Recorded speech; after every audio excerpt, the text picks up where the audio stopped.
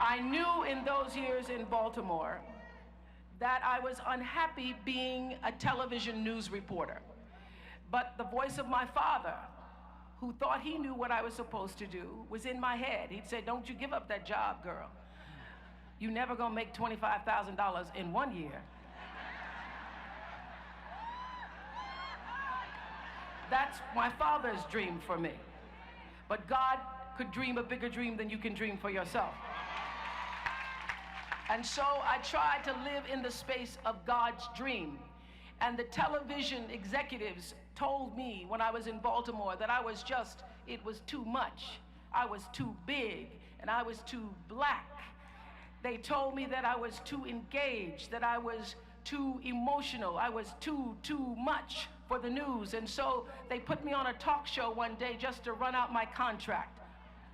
And that was the beginning of my story. So I say, even when things are difficult, be grateful. Honor your calling.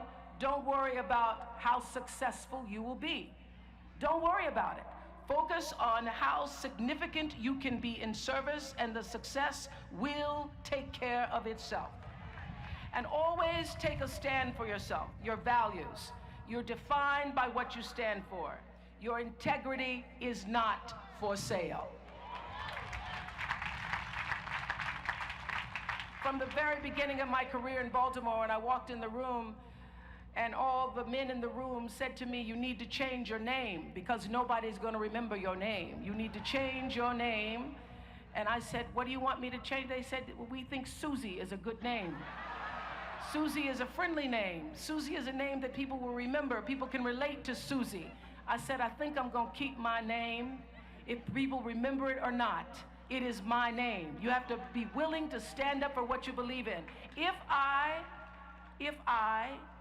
could count the number of times I have been asked to compromise and sell out myself for one reason or another, I would be a billionaire 10 times over.